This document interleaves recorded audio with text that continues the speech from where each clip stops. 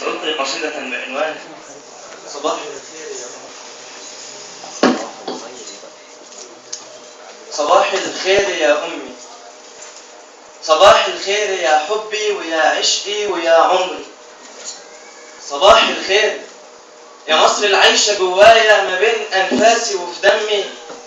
صباح الخير يا أمي، يا أمي خديني ضميني وعيشي بابنك الفارس، وقولي لكل عالمنا ده هو ابني، ده هو الحارس، ده هو اللي في محنة يحميكي وكان أهلك وكان ناسك.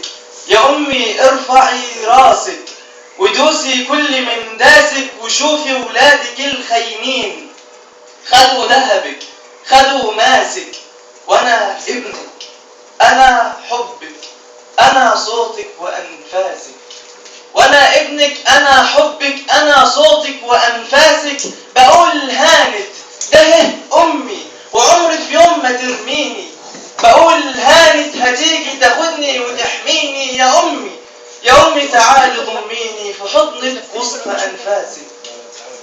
يا أمي الصبر والطيبة ده من طبعك يا أيوبة، يا أمي الصبر والطيبة مدى طبعك يا أيوبة. بقالك كام سنة صبرة على ظلمك ومغلوبة، بقالك كام سنة كتمة صراخك وانت مغصوبة، بقالك كام سنة تايهة ومش فايقة ومضروبة بطوبة كبيرة فوق راسك، ورحت في دوكة منسية قعدت سنين مرمية، وجا ولدك يصحيكي وصوته كله حنية يناديكي. يا أمي يا أمي اصحي بقى فوقي، ما خدنا خلاص لكي دارك، رفضنا تكوني مرمية وهنا كل من هالك.